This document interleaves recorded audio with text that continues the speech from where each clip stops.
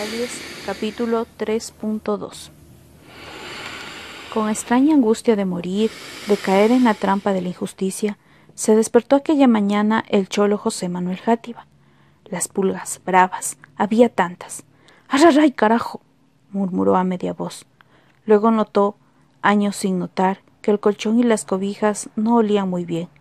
¿Era eso o era el sudor meloso de la hembra enferma que roncaba a su lado y los gases de la mala digestión del único hijo que dormía a sus pies? Largo como melcocha batida en palo, o era también el olor nauseabundo del jergón sucio y haraposo sobre cajones vacíos de la madre de Consuelo. Mamá Trinidad, vieja de brazos largos, delgados y renegridos como ramas secas de monte, boca quejosa sin dientes, frente vendada con medio de luto y hojas de chilca en las sienes, párpados enrojecidos por lagañas guardadas y orzuelos pasados. ¡Arraray, carajo!, insistió rascándose la barriga, el pecho, los sobacos, el cuello. Mientras se rascaba, se dijo con rencor: «No hay cabulla lavada para las sogas y para las alpargatas. No hay paja para el sombrerito. No hay nada de valor para vender de la huerta. Quizá mañana, quizá la próxima semana o el próximo mes». La comida, los remedios, esperar, taita Dios amanece para todos, de gota en gota. Lo necesario para no morir de hambre, para no morir de sed, para no morir de cólera. «Tanta inquietud con semejante vida», continuó en monólogo desarticulado el cholo con amargura que sintetizaba toda su miseria, todo su desprecio. «¿Por qué?». No pudo explicarse con claras razones. Era un sentimiento, una angustia. «¿Maricón? No, carajo, donde quiera y como quiera», dijo luego, evocando de pronto los insultos que Ramón Landeta le lanzara en los días en los cuales se afanaba por calmar las protestas y las amenazas del cholerío ante la prisión y el trabajo forzado de los rapaces. «Me responde con su vida», creyó oír en la penumbra del cuarto, a su lado tras él. «Con mi vida, con mi pobre vida, ps», repitió levantándose de la cama al impulso de un deseo impreciso, de esa gana de huir que a veces le acometía, esperanza anclada y resoluta, inmóvil en la compasión y el amor de la familia. «Pero la vieja suegra es dueña de la casa. Le quiere al guambra. Él está seguro, es hombre. Consuelo, en cambio, parece... ¡Carajo!». Había amanecido. Afuera, por la calle, por la plaza, por los chaquiñanes que terminaban en los varios senderos de la sed que envolvían casas y cholas del pueblo, llegaba desde el horizonte de los latifundios y corría fresco y apetitoso un aire cargado de olores a tierra mojada, a sementeras de maíz tierno, a cebada en oleaje color limón, a papas en hierba, junto al rumor de los bosques y del río Grande. «Huele, vecina». «¿Cómo no? Pss, tiempo de choclos. En nuestras tierras ni un hito se ha dado, ni un hito otros años. Ojalá para más tarde. Al perro también tuvimos que amarrarle la pata para que no vaya a entrar en daño.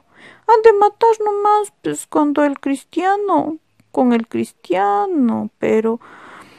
A pesar del recuerdo doloroso que mantenían las gentes del pueblo con el atropello a sus muchachos, volvieron palúdicos, sarnosos, llenos de odio y de tristeza. La tentación de asaltar a las sementeras por la noche se agigantaba más y más en el alma del cholerío, sobre todo en las mujeres. Era casi imposible para ellas resistir en secreto las voces y los planes del demonio. Y a la tarde, cuando el crepúsculo anunciaba la hora propicia, miseria en el fogón, cansancio venenoso en la sangre, visiones de contornos audaces y irrefrenables, se les podía observar en racimos de cuchicheo de comadres. «Bueno sería, vecinita, bueno, que no sepan los guambras, que no sepan los hombres, ellos también, pero ¿cuándo decir? Claro, en medio costalito hemos de traer, pues, algo así. ¿Quién para que vea en las tinieblas? ¿Quién para que identifique?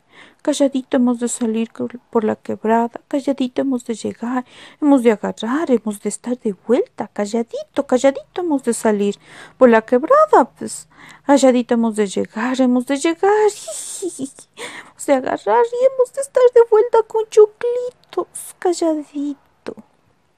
Y una noche, al amparo de las tinieblas y de la paz campesina, una tropa de mujeres del pueblo, iba también Consuelo, avanzó a través del lecho seco de la quebrada, tropa de sombras fantasmales que buscaba con torpeza instintiva, mecánica, de cuando en cuando se detenía para olfatear en su torno, con el miedo de quien acecha y espera misteriosas apariciones, y para una tapia cubierta de maleza de cabuya, de espinos y llena de portillos de fácil tránsito, todas lo sabían desde siempre. Se filtró el silencio, una especie de aliento sordo, casi imperceptible, existir cansado de 100 ecos lejanos, dio a las mujeres la seguridad de hallarse fuera del alcance de los cholos cuidadores de los latifundios. Como ratas se barajaron entre las cañas, como ratas hambrientas. Consuelo, al sentirse sola, a merced de su propia iniciativa, avanzó a tientas. Al arrancar la primera mazorca, se estremeció de espanto. El escándalo de los talios y de las hojas al romperse podía denunciar su presencia. ¿A quién? Mayordomos y chacracamas debían andar muy lejos a esas horas. Buscó sin temor, arrancó sin tino.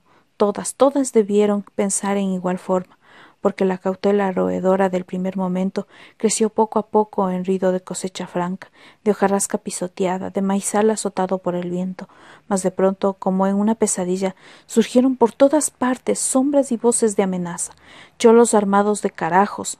Se enredó entonces por breves minutos a lo largo y a lo ancho de la sementera una locura nerviosa de persecución y de fuga. La habilidad inconsciente del espanto de las mujeres, instinto para escurrirse y desaparecer, les metió por un chaquiñán, luego por un pequeño bosque, antes de llegar a la quebrada, refugio cercano al pueblo de 1000 huecos y escondites. Alguien cayó al suelo con grito estrangulado. Era Consuelo, a quien habían herido con una piedra en la espalda, paralizándola de dolor. Correr, arrastrarse, en ese momento imposible. Permaneció inmóvil unos segundos. Le punzaba la respiración en el pecho, el olor húmedo del maizal y de la mazorca que había traído consigo. Granada en la diestra, se fundió en la ansia desesperada de la mujer, con el olor del chaparro que le rodeaba. Nidos de pájaros, líquenes de roca milenaria, leños podridos, musgo, con el olor de su cuerpo sudoroso, indefenso en medio de las tinieblas. Desaparecidas las sombras cómplices que le guiaban, a merced de las sombras infernales que le perseguían, se sintió sola, perdida, y presa de una desaparición salvaje que se arrastró como pudo, pero sin saber cómo. Le faltó el piso y rodó envuelta en una queja de puñalada en el silencio. Había amanecido y la niebla llenaba el paisaje y el pueblo. El escándalo de la ausencia de Consuelo congregó en el corredor de la casa de José Manuel Játiva a unas cuantas mujeres que en forma indirecta daban la crónica de la aventura de la víspera. Como pájaro cayó, pues atrás venía un grito muy cerquita de nosotros. Se le podía socorrer las piedras. El miedo después fue peor, lejos se oyó que pues raro no más era. ¿Cuándo hubiera creído que la comadre, la pobre vecina Consuelo, del susto ni un choclito siquiera, ni uno? ¿Todo para qué? Tenemos que averiguar, tenemos que reprochar. ¿Con qué cara? ¿Con qué valor? ¿Decir qué? Pues nada. Entonces, todos somos testigos, todas. ¿De qué? Pues no hay cómo. Después de tanto discutir y lamentarse, las amigas de Consuelo, el marido y el hijo, decidieron recorrer el campo e ir a la hacienda de don Luis Antonio Restas si era necesario. Por indicación de las mujeres, discutían a cada paso sobre los detalles de la fuga. Entraron en la quebrada, la niebla era allí menos espesa y el murmullo del viento en los chaparros se alargaba en eco de queja gutural que de cuando en cuando detenía a la gente con su engaño. «Por aquí, no, por acá. Mamitica, yo sé, callen, esperen nomás. ¿Qué es pues el diablo? El diablo parece cristiano. El ñagüi parece grande, no diga». A la media hora de andar y escudriñar por todos los rincones del barranco, dieron con algo que se movía entre unas matas de chilca y de espino. José Manuel y el Guambra Francisco se adelantaron. De la maleza leñosa, arrastrándose de barriga como un gusano, surgió el perro de la vecina Juana Tuapanta, que a veces comía en casa de los Játiva. El animal miró al hombre y al muchacho, y fue hacia ellos moviendo la cola. Tenía los ojos tristes. —¿De dónde sale? Se interrogaron las mujeres. El perro ladró, sentándose sobre sus patas traseras y alzando la cabeza. —¡Jesús! Algo malo parece. Ave María, algo de las almas, algo. A pocos pasos del chaparro, envuelta en el desorden de las polleras y del pañolón, alearon a Consuelo. Hilos de sangre seca, sucia, se le enredaban, macabra telaraña, en los brazos, en el cuello, en la cara de palidez verdosa dura. Un silencio de incrédulo asombro detuvo la respiración de las gentes.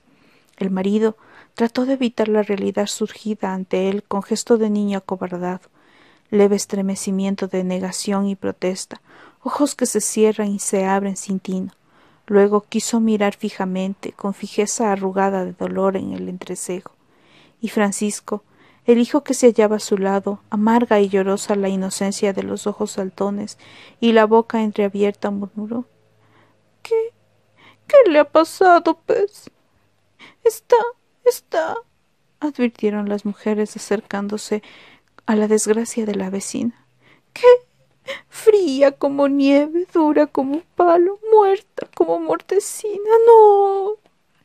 Entre lágrimas, maldiciones y comentarios, llevaron a la muerta al pueblo.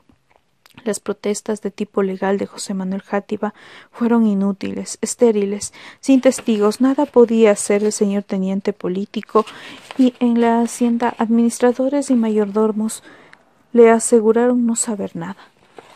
Absolutamente nada. Pero rodado parece. ¿Es que rodado por correr en la oscuridad? Sí, rodado como guagra, como guagra. A la noche, en el velorio, camas, cajones y palos acondicionados para sentarse frente al ataúd mal pintado y peor clavado de la muerta. Los comentarios se hilvanaron en voz baja en las primeras horas. La ternura de las mujeres limpiábase lágrimas y mocos en el pañolón. El coraje de los cholos solo rumiaba maldiciones, rascándose la cabeza de cuando en cuando. El huérfano, en cambio, sentado en el suelo, en un rincón junto a la abuela que dormitaba, y al despertarse exprimía escandalosas lágrimas como quien cumple una tarea observada de la realidad, la boca más abierta y los ojos más redondos que de ordinario, mezclándola con recuerdos y visiones del pasado. ¿Cómo era posible que a su madre le hayan encerrado en esa caja negra? ¿Cómo era posible que se halle tan inmóvil cuando él, con su imaginación, le veía moverse entre las gentes? ¿Cómo era posible su silencio cuando él le oía planear con las comadres y vecinas el robo de la cementera de Choclos? El robo de la cementera, claro, con estas orejas que se han de hacer tierra, todos saben y se hacen los pendejos. Tienen que hacerse los pendejos. ¿Por qué? Yo oí. Se dijo con angustia y rebeldía infantiles. Sí, su madre era la única que gritaba la verdad desde su ausencia, desde su inmovilidad, desde su silencio, desde su cuerpo cruelmente desgarrado y pálido. Él le vio así, le veía así. Tocarle, gritarle, ¿para qué? Quizá eso era lo que los mayores llamaban la muerte. ¿Y la vida? Ah, la vida era hacerse el tonto, hacerse el pendejo para salvar el cuero. Algo mordió entonces en el corazón del muchacho, una amargura que le gritaba: debes sobrevivir, debes sobrevivir. ¿Sobrevivir? Sí, como los mozos que se hacinaban en la puerta de la vivienda y entre bromas y disimulos intrascendentes mataban el tiempo y la preciosa experiencia de la pena. Como las mujeres, unas acurrucadas en el suelo, otras ocupando bancos y asientos improvisados, cuyos rezos de fingida devoción y temor silvanaban de envenenados chismes para creerse algo mejor que el resto. Como Taita José Manuel Játiva, que de vez en vez salía de la cocina, refugio para su duelo y para la charla de sus íntimos. Revisaba en forma idiota y cínica a la concurrencia. Miraba hacia la calle como si esperase la aparición milagrosa de la justicia y evitando el contacto sentimental con el cadáver, se le hubieran ido las lágrimas. Volvía a perderse en la penumbra de su querencia, como don Ramón Landet, que llegó con desplantes de toro bravo, exhibiendo la jocha para el velorio en la diestra, 1 litro de aguardiente puro. Preguntó por José Manuel y se constituyó en su sombra, llena de reproches y consejos criminales. Cerca de las 10, sin que nadie le llame, llegó el tuerto Manuel Calupiña, en plan de músico. Su vihuela colgábale como un escapulario sobre el pecho. Se sentó en un rincón y se puso a rascar en las cuerdas, con lentitud desesperante, un San Juanito de circunstancia. Aquella queja pesada, monótona, asfixiante, en vez de consolar, agravó la pena de los deudos y creció en ansias de embriaguez general. «Otra copita, comadre. Otra copita, vecino. Por la pobre que se va, por los pobres que quedamos. Otra copita para no ver tanta pendejada, para no oír, para no sentir. Deje nomás todo lo que pueda, todo el mundo. ¿Quién no tiene una pena para olvidar? ¿Quién?» Ambrosio Llanes, remendón de zapatero, que en ese momento repartía en Guacho una botella de aguardiente, creyó oportuno ofrecer al huérfano una copa. «Toma, ojalá sea el primer trago de tu vida, pues». «Sí, guambra, como remedio», murmuraron en voz baja las mujeres. «Así te haces hombre, pues», concluyeron los cholos, desbaratando los escrúpulos del pequeño. Y ante la mueca de asfixia de Francisco después de tragar el líquido, el cholerío se enredó en comentarios de burla y de esperanza. «Las primeras gotas amargas que caen sobre el guambra. Ojalá le den coraje para no llorar, para hacerse arisca en entender. Todo es hasta comenzar. Dale nomás otra. ¿Otra? No. Se ha de chumar pronto, pues. Ha de caer como gallo runa el primer topetón, como gallo runa mismo. Después de un ratito», propuso la abuela, abrazando con respetuoso cariño al nieto que se hacía hombre. Entretanto, en la cocina, a la luz de un candil que alargaba las figuras envolviéndolas en atmósfera de pesadilla, rodeado de los cholos que por amistad o por parentesco se hallaban más cerca del duelo, José Manuel Játiva discutía, como de costumbre, con Landeta. Hablaba meneando la cabeza, mirando el suelo, en tono de quien busca una salida urgente, una esperanza compasiva, la razón que justifique la trágica muerte de su consuelo. «¿Por qué, Cholito? ¿Qué motivo daba la pobre? La pobre. ¿Acaso no era buena, servicial, comedida? ¿Acaso no tenía a quien hacerle falta? Al guambra, a mí, a la vieja mama, a todos mismos. Pal Pablito, le estoy viendo cuando iba a la feria, cuando iba al río a lavar la cabulla, cuando la fiebre al último le agarró duro. A cada rato temblaba como pájaro tierno, como hoja en viento de verano. Un traje se estaba haciendo, pues, un traje nuevo, la telita le compré, el guambra también». Ramón Landeta, ansia de comprometer al amigo en sus rencores y en sus soñadas violencias, advirtió entonces que le sería fácil sembrar la duda y la venganza. Con fingida inocencia y taimada tristeza interrogó: «¿Y qué te dijo, pues, el teniente político? ¿Qué te dijo, taita autoridad, pues?» «Nada. Te vi que hablabas con todo el mundo. Había que averiguar. Yo creí al principio que...» «Bueno», murmuró José Manuel, tragándose a duras penas su profunda amargura para no dar gusto a su viejo opositor. «¿Qué, ps?», insistió con sacarronería diabólica Landeta, estirando su figura desafiante de anchas espaldas, de nariz chata, de boca desjarretada, de ojos negros y rasgados a lo mogólico, de sombrero, capacho, de poncho de faldas dobladas sobre los hombros, de manos callosas de jayán. «Que algo le habían hecho». «Bueno, le habían hecho a la pobre». «Entonces, ¿qué ha sido, ps?». «Rodada parece, o empujada será». «Empujada». repitió el viudo en tono de quien siente de pronto el despertar del eco de su propia duda. Me contaron, Cholito. ¿Quién? Interrogó José Manuel, pensando en el testigo propicio para una futura demanda. Una de las mujeres que fue a lo que fueron, pues. Sí, ¿cuál? Cualquiera, ya ni me acuerdo. Para el caso es lo mismo. No, debe declarar. Venta muerta, creyendo en pendejadas. ¿Y qué dijo? Interrogó el cholo Játiva luego de una pausa amarga y angustiosa.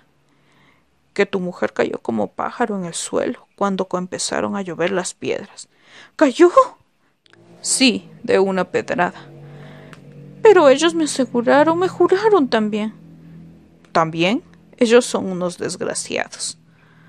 Cholito, son unos desgraciados, insistió violento Landeta, como si le hubieran tocado en un resorte de reaccionario automático. Luego, al comprender que en José Manuel, marcada transformación de párpados inquietos, de labios temblorosos, de manos que se enredan en la angustia de los dedos, se evaporaban sus viejos métodos legales en favor de una rebeldía eterna presa y solapada, continuó. Y nosotros, pensando en pendejadas, no podemos hacer nada contra ellos, contra los que mataron a tu mujer. No, sí, cojudo. Carajo, chilló Manuel, herido por aquella verdad que había rechazado hasta entonces. Pero conmigo es otra cosa distinta. Conmigo se equivocan, conozco, puedo aclarar, joderles. Pensó mientras se bebía un trago a doble pico de botella. Y ante tantas injusticias no podemos hacer nada, Cholito. Ni con las autoridades, ni con Taita Dios. Todo es de ellos. No, no ha de ser tan fácil. Yo... ¿Qué, pues? Interrogó Blandeta, procurando destapar y conocer los planes del amigo. Yo sé, yo puedo. Juicio, escritos, demandas, papeles que envenenan más y más la sangre. Nada se puede legalmente contra los que están arriba. Uno mismo tiene que tomarse el trabajo de buscar la venganza, de hacerse su destino. Uno mismo, afirmó José Manuel, dejándose arrastrar por la corriente viscosa del odio, secreto que latía desde siempre en todos los corazones choros. Eso, pero... ¿Pero cómo, pues? Fue la pregunta que enmudeció con alelada amargura al grupo de amigos que rodeaba al viudo. En la pausa se bebió en silencio todo el aguardiente que había. Alguien traerá y comprará más a la medianoche. Se bebió bajo el ritmo monótono del San Juanito, que rasgaba en la vihuela el tuerto Manuel Calupiña. San Juanito, en el cual el artista pespunteaba a ratos frases de viejas canciones. Lamento atorado en la concurrencia frente a la muerte. Ay, ay, ay, guambrita, querida negrita dorada. Es horrible, comadre, horrible. Cuando alguien de la misma sangre de uno se va sin remedio, ansía que duele. Cuando le mataron a mi Rosendo, cuando murió mi guambra. Cuando no hay voz, no hay grito, no hay nada que sea capaz de hacerles volver a una. Nosotros también. Y pensar que en algún día el viaje hemos de emprender, el viaje feliz, feliz del que no hemos de volver.